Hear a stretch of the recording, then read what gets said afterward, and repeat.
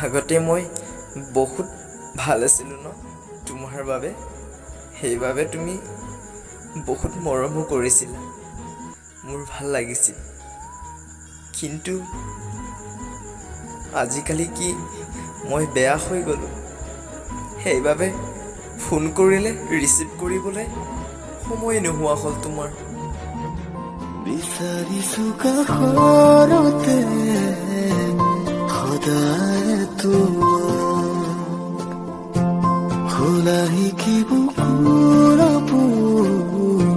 নকময়ান